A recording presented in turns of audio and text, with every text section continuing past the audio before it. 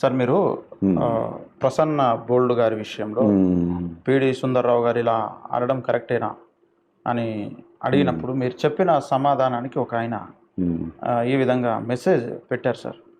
మృత్యుంజయ LK అనేట ఆయన సోదరుడు రంజిత్ తోఫీర్ గారి సూచన బాగుంది. అయితే రంజిత్ గారు కూడా సాటి క్రైస్తవుల గురించి ఆ మధ్య మాధ్యమ ముఖంగానే మాట్లాడేవారు. విషయం వదిలిపెట్టి వ్యక్తి దూషణకు దిగిపోయేవారు. వారు కూడా ఎవరైనా వారి దుర్బోధను సరిచేయడానికి ప్రయత్నిస్తే వారి నోటి దాడి, వారి అనుచరుల చేతి దాడి రెండూ చేశారు. తరిమి కొట్టండి అని ప్రేరేపించారు. ఇప్పుడు రంజిత్ తోఫీర్ గారిలో కొంత సంయమనం వచ్చినట్టు కనిపిస్తుంది. మంచి మార్పే. ఇకపోతే సోదరి ప్రసన్న గారి విషయంలోనూ అనేక మంది క్రైస్తవ సోదరులు మంచిగానే దిద్దుబాటుకు ప్రయత్నించారు. కానీ అప్పట్లో వారి ప్రతిస్పందన బీభత్సమైన పదజాలంతో ఉండింది. ఇప్పుడు వారి పాటలు, వారి ప్రతిస్పందనలో మార్పు వచ్చి ఉంటే అది మంచి పరిణామం.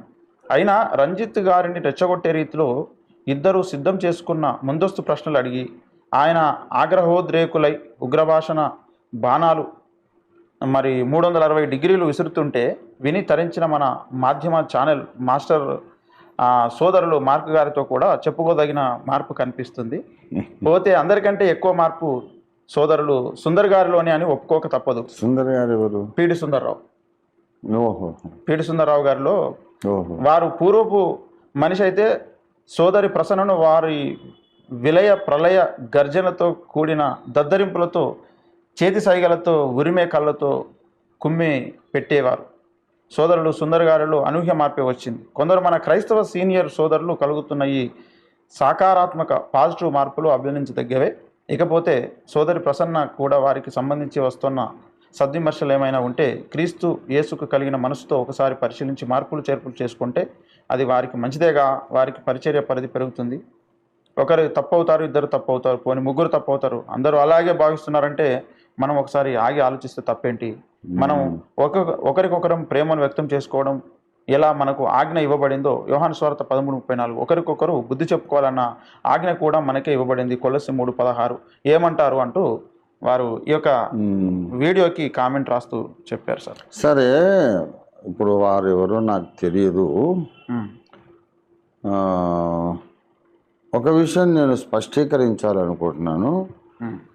నేను మారిందనేది ఏమి లేదు.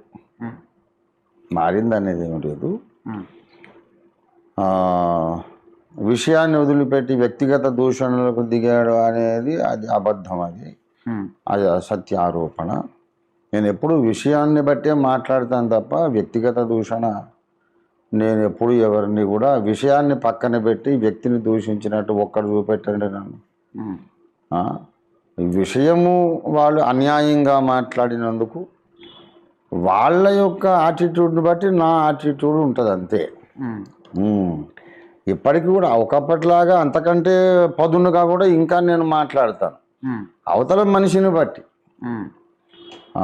అవతల వాడు మూర్ఖుడైతే మనం కూడా వాడికి తగినట్టే మాట్లాడతాం. అవతల వాడు మనల్ని తక్కువ అంచనా వేసి మన మంచితనాన్ని ఒక చేతకాంతనం అనుకుని ఉంటే అప్పుడు వాడికి ఏ రకంగా జవాబు చెప్పాలి అలాగే జవాబు చెప్తాము. చాలా వరకు మనము మొట్టమొదటి ఏంటంటే మనం తీసుకున్న స్టాండ్ని ఓపికగా, నిదానంగా, సహనంతో మనం ఎక్స్ప్లెయిన్ చేయడానికి మొదటి నుంచి కూడా 40 ఏళ్ల నుండి అలాగే ప్రయత్నం చేస్తున్నాం. అయితే మన సంయమనాన్ని, మన సహనాన్ని, మన ఆత్మనిగ్రహాన్ని అవతల వాడు చేతకానితనంగా ఏంచేవాడు హద్దులు మీరు మాట్లాడితే తోలు తీస్తానరా ఏమనుకున్నావు అనేది కూడా వెంటనే వస్తుంది. కనుక నేనేం మారలేదు. ఇంతకుముందటికంటే ఇంకా పదునెక్కాను నేను.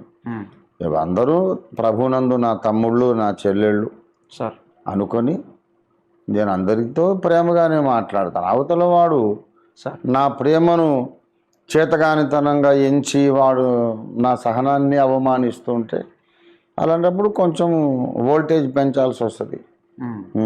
అలా అంటప్పుడు భాష మారుతుంది. ఇంకా అది అన్నారు కదా, చేతి వాటం నోటి వాటం అన్నారు, అవన్నీ కూడా జరుగుతాయి.